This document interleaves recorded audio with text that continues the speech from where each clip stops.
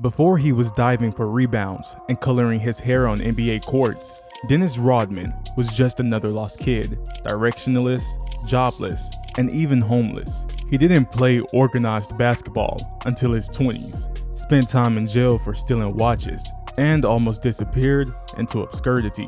So, how did this man become an NBA Hall of Famer? Before the world knew him as Dennis Rodman, the rebounding machine, the eccentric NBA icon, he was just a kid from Oak Cliff, Texas. Born on May 13, 1961, in Trenton, New Jersey, Dennis's childhood was marked by absence. His father, Philander Rodman Jr., walked out early, leaving his mother, Shirley, to raise Dennis and his two younger sisters, Deborah and Kim, all on her own. Ironically, both sisters were basketball prodigies, earning scholarships and dominating the court, while Dennis, the only boy, was cut from his high school basketball team. He was too short, awkward, and invisible. After graduating, life didn't open up for him. It shut tighter. Dennis took a job as a janitor at Dallas-Fort Worth Airport, sweeping floors while wondering what exactly his future was supposed to look like. Home life wasn't any easier. At 18, his mother kicked him out, forcing him to sleep on friends' couches or wander the streets with no real plan. In one desperate moment, he stole 15 watches from a store he worked at and was promptly arrested. Just one night in jail, but it could have been the end of the story right there. The big question is, how does someone go from rock bottom, from a life clearly going nowhere, to towering among legends in the NBA? It's not just about what changed, it's about who Dennis Rodman had to become to flip his fate. Sometimes, destiny doesn't knock. It finds you in the middle of nowhere, on a cracked basketball court in rural Oklahoma. That's exactly how basketball found Dennis Rodman. After spending his nights either on the streets or bouncing between shelters, something miraculous happened. Dennis shot up, literally. By age 20, he jumped from 5'9" to 6'7". Over a couple rapid years, suddenly the same kid who was once cut from his high school team looked like he was born to play the game. One afternoon, he met a white teenager named Brian Rich at a local gym. Brian's family saw something in Dennis, something more than just height. They invited him to live with them in their rural Oklahoma home. For the first time, Dennis had structure, a bed, and a family that believed in him. He enrolled at Cookies County College in Gainesville and made an immediate impact, averaging over 17 points per game. But the classroom wasn't his friend. He was academically ineligible after just one semester. Still, Dennis wasn't giving up this time. He transferred to Southeastern Oklahoma State, a tiny NAIA school, and that's where everything changed. Over 3 years, Dennis dominated. He averaged 25.7 points and 15.7 rebounds a game, and was named to the NAIA All-American team 3 times. Scouts started whispering his name. Then, he exploded at the Portsmouth Invitational Tournament, an NBA pre-draft event. Could this former janitor with no future make it to the pros? Suddenly, the impossible didn't seem so far away. By 1986, Dennis Rodman was no longer a nobody. At age 25, older than most rookies, he was drafted 27th overall by the Detroit Pistons. For a guy who came from the streets with zero NCAA exposure, it was already a Cinderella story. But Detroit? That was where Dennis Rodman would be reborn. He entered the locker room full of bruisers and legends: Isaiah Thomas, Bill Laimbeer, Rick Mahorn, and Joe Dumars. These weren't your polished, spotlight-hungry stars. They were brawlers, intimidators, the bad boys of the NBA. And Rodman, he fit in like a missing puzzle piece. Coach Chuck Daly, sharp, calculating, and steady, saw something deeper in Dennis. While other coaches may have tried to tame him, Daly gave him purpose.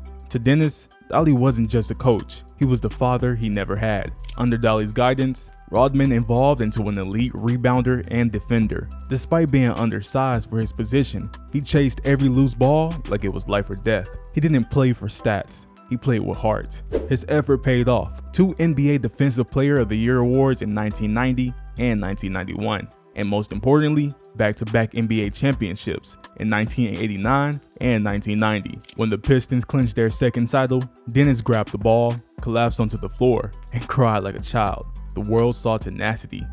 But what happens when the one person holding you together suddenly disappears? When Chuck Daly left the Pistons in 1992, Dennis unraveled. By 1993, he was found asleep in his truck in a Detroit parking lot next to a loaded rifle. He later said that it wasn't a suicide attempt, but a symbolic goodbye to the man who saved him. Dennis Rodman wasn't supposed to make it to Chicago. After clashing with coaches and teammates in San Antonio, many believe that his best days were behind him. He was older, unpredictable, and covered in tattoos that screamed, "I do things my way." Phil Jackson saw something in Rodman, something raw, something untamed and essential. And in 1995, when the Bulls needed a tough enforcer to complete their second dynasty, they didn't just take a risk on Rodman, they handed him a second chance. He walked into the locker room, ruled by Michael Jordan's fire and Scottie Pippen's quiet brilliance. And somehow, amid the structure and championship hunger, Dennis found peace in the chaos. On the court, he was the anchor. For Rodman, rebounds weren't stats, they were obsessions. He read missed shots like novels, studying spins, trajectories, and angles. It wasn't luck, it was an obsession. For 7 straight seasons, no one in the NBA grabbed more boards than Dennis Rodman. What's wild is that at just 6'7", he was often the smallest guy among giants. Yet, he out-hustled them all. He shut down Karl Malone in the 1998 finals, not with brute force, but with mind games, muscle, and uncanny ability to be exactly where the ball would land. And while most players spent their off days in film rooms, Rodman took a detour during the 97 finals, straight into a wrestling ring on WCW Nitro. Who does that? Off the court, he was a global spectacle. He dated Madonna, married Carmen Electra, wore wedding dresses, and dyed his hair more times than he grabbed rebounds, which is saying something. But underneath all that flash, he still delivered. He was named the NBA All-Defensive First Team twice as a Bull. Was Rodman outlandish? Absolutely. But can you name another player who partied all night and still showed up to out-rebound 7-footers the next morning? He didn't just revive his career in Chicago, he became a legend. After the glitter and the glory of Chicago, Dennis Rodman's NBA chapter didn't exactly end with a curtain call. It fizzled into chaos. He had short, turbulent stints with the Lakers in 1999 and the Mavericks in 2000, but his off-court antics began to overshadow whatever flashes of rebounding magic remained. Rodman wasn't the league's wild genius anymore, just wild. He officially retired in 2000, though that didn't stop him from bouncing in between minor leagues and overseas clubs, like a rogue satellite refusing to fall. Mexico, the UK, even the Philippines. Rodman was everywhere except the NBA. Arrest, rehab stints, public meltdowns, drunken escapades, and wedding dresses. It was the circus, and Rodman was both the ringleader and the clown. And yet, the respect never vanished. In 2011, Dennis Rodman was inducted into the Naismith Memorial Basketball Hall of Fame, and suddenly,